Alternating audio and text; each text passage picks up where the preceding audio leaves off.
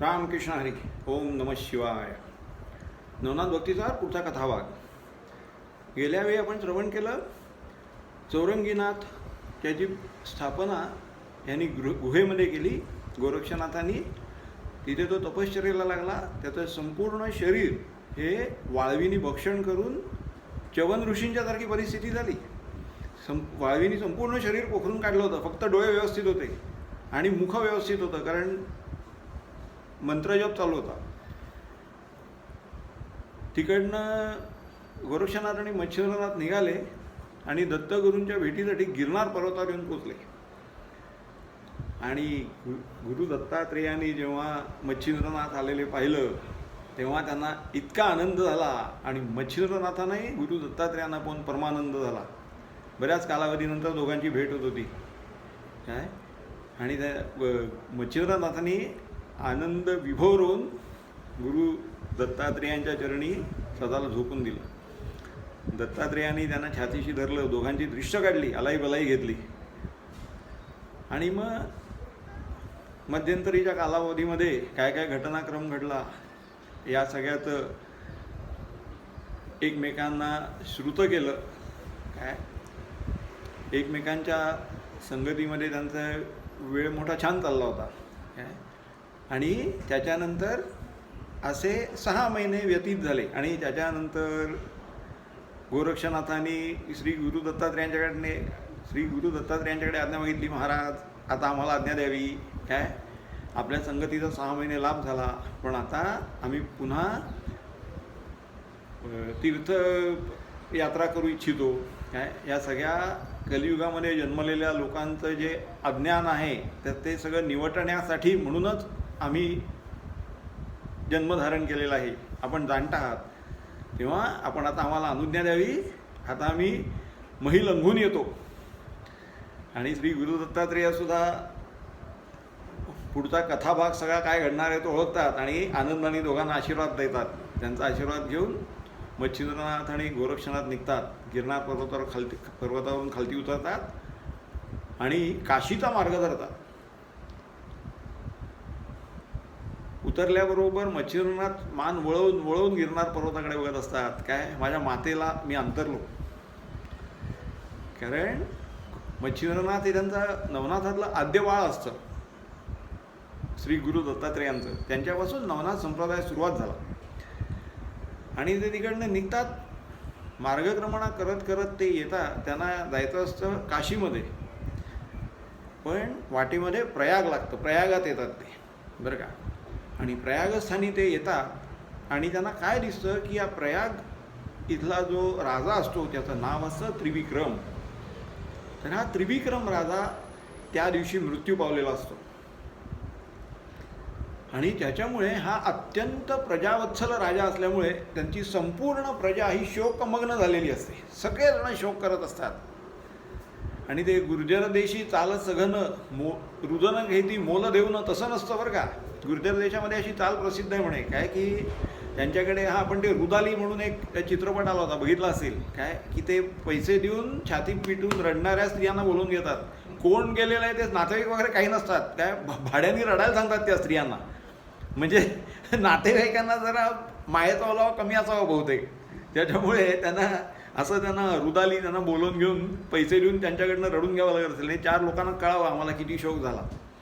पण इथे तसं नसतं. हा त्रिविक्रम राजा जो असतो ना तो अत्यंत प्रजाहितदक्ष असतो, समर्थ असतो, त्याच्याकडे खूप सैन्य असतं. तो स्वतः एक उत्कृष्ट प्रशासक असतो काय. अत्यंत धनवान समृद्ध राज्य असतं, तो धनवान असतो. पण असं झालेलं असतं, आपण मागच्या वेळी जसं शशांकर राजाच्या बाबतीमध्ये श्रवण केलं तसंच काहीसं ह्यांच्या बाबतीत झालं असावं काय, की हा जरा जर्जर झालेला असतो. याचा अर्थ त्याचं वय साधारण 80च्या आसपास असावं. आणि त्याची पत्नी असते ती अशी म्हणजे वयाने खूप लहान असते आणि त्यांना अपत्य नसतं. तर हा जरा जर्जर झालेला राजा जरा जर्जर झालेला आहे. आपला भरता म्हणजे त्रिविक्रम राजे असे जरा जर्जर झालेले आहेत. पाहिल्यानंतर त्या रेवतीला त्यांच्या पत्नीचं नाव असतं रेवती, राणी रेवती. आणि तिला काळजी वाटायला लागते की कुठला दिवस कसा उजाडेल काय माहिती. आणि खरोखरच असं होतं की त्यांचं वृद्धापकाळामुळे देहावसान होतं, निधन होतं. आणि योगायोगाने त्याच दिवशी मच्छिंद्रनाथ आणि गोरक्षनाथ प्रयाग स्थानी येऊन पोचतात. तर ते बघतात, त्यांना काय दिसतं, सगळे प्रजाजन आप्तस्वकीयाचं निधन झाले असल्यासारखे शोक करत असतात. काय, कोणी जमिनीवर डोका आपटून घेत असतं, कोणी छाती पिटून रडत असतं, कोणी मूर्छा येऊन पडलेलं असतं. सगळेजण शोकाकुल अवस्थेत असतात. आणि त्याच्यानंतर काही वेळाने सगळे उपचार झाल्यानंतर, पुढचे आवश्यक ते विधी झाल्यानंतर राजाचं प्रेत चौघेजणं स्कंधावरनं स्मशानवाटिकेमध्ये आणतात. आणि तिथे सुद्धा हे सगळेजण, बाहेरच्या गावांमध्ये जशी बातमी कळते त्यांच्या राज्यातल्या, तशी तिथली लोक प्रयागामध्ये येऊन, काय स्मशानात येऊन हे राजे जे निवर्तलेले असतात, त्रिविक्रम राजे, त्यांच्या मृतदेहाला आलिंगनं देत असतात. आणि सगळेजण ढसाढसा रडत असतात. मच्छिंद्रनाथांना नाही पण खूप वाईट वाटतं. इतका प्रजाहितदक्ष राजा असून कालवश झाला, काय चित्त द्रवतं. आणि ते म्हणतात ह्याला परत जिवंत करू म्हणून त्या अंतर्ज्ञानाने बघतात. पण तोपर्यंत काय झालेलं असतं, ह्याच्या हातून पापाचरण काहीही घडलेलं नसतं किंवा नगण्य घडलेलं असावं, ज्याच्यामुळे मच्छिंद्रनाथांनी जेव्हा आपल्या अंतर्ज्ञानाने पाहिलं, हृदयामध्ये पाहिलं की याची काय गती झाली. आपण मागच्या वेळी पाहिलं आहे, काय गती म्हणजे मृत्यूनंतरची अवस्था आणि अगती म्हणजे जन्माच्या आधीची अवस्था,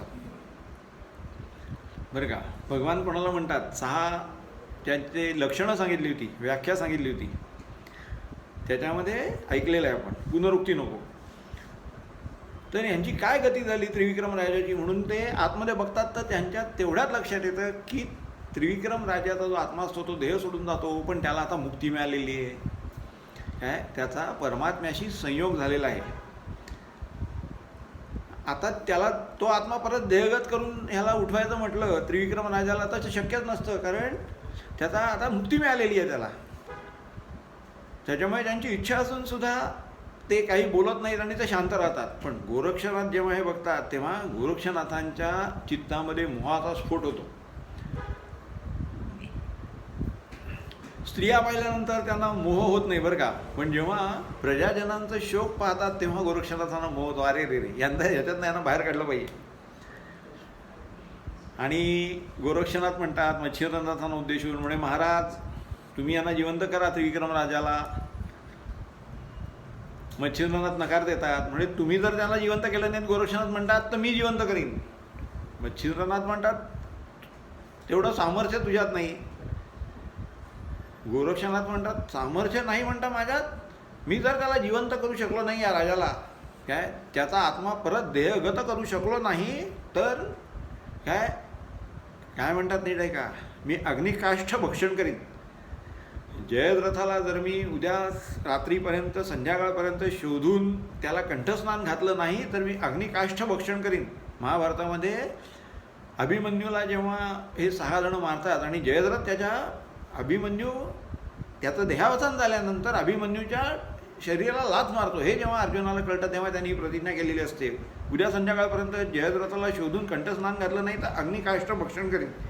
तशीच प्रतिज्ञा गोरक्षनाथ करतात. जर का माझ्याच्यानी हा राजा जिवंत झाला नाही, ह्याचा आत्मा मी परत देहगत केला नाही तर मी अग्निकाष्ठ भक्षण करीन. एवढंच नाही तर मी 1 कोटी वर्ष कुंभीपाक नरकाचं सेवन करीन. स्वतःवरती एवढा दुर्दम्य विश्वास आहे, कारण काहीही करायची क्षमता आहे. 14 विद्या 64 कला आत्मसात केलेल्या आहेत. योगांचा किती उत्कृष्ट अभ्यास केलेला आहे ह्या नवनाथांनी. मच्छिंद्रनाथांचं मच्छिंद्रासन आहे, पूर्ण मच्छिंद्रासन खूप कठीण आहे की जे कुंडली जागृतीसाठी आहे. गोरक्षनाथांचं आसन आहे. हे गोरक्षनाथांचं आसन काय आहे, गोरक्षासन. ते कसं आहे, आपण ज्ञानेश्वरीच्या 6व्या अध्यायामध्ये कुठल्या स्थितीमध्ये कुंडली जागृतीला बसायचं, मागच्या वेळी एकदा उहापोह झालेला होता, तर त्याच्यामध्ये एक पाय खालती ठेवून दुसरा पाय असा ठेवायचा आणि त्याचा जो आपली खोटवरती याच्या खोटावर गुदाचा मध्यभाग स्थापन करायचा.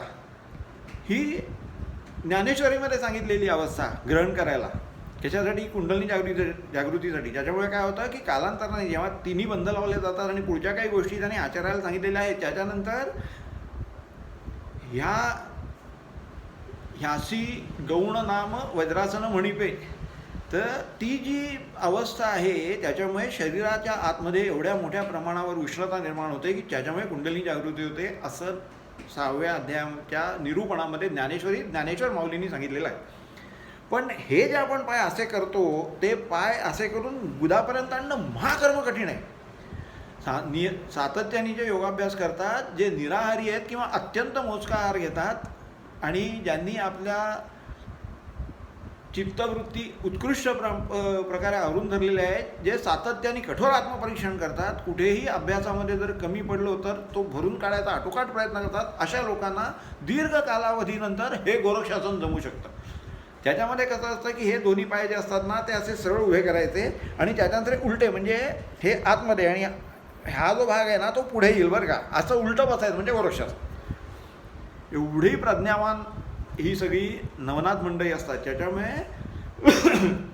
गोरक्षनाथ म्हणतात, माझ्याच्यानी जरा राजा जिवंत झाला नाही तर मी अग्निकाष्ठ भक्षण करीन, एवढंच नाही तर 1 कोटी वर्ष मी कुंभीपाक किंवा रवरव नरकाचं सेवन करीन. मग चिरनाथ म्हणतात, बाळा तू सारोगपणे केलासी, पण तू एवढी प्रतिज्ञा केलीस पण सारासार विचार न करता केली. तुझ्या हृदयामध्ये जाऊन बघ बरं, तू त्याला जिवंत करू शकतोस का राजाला? ते हृदयात जाऊन बघतात, अंतर्ज्ञानाने बघतात. म्हणजे हृदयामध्ये काय स्थित असतं? परमेश्वर स्थित असतो.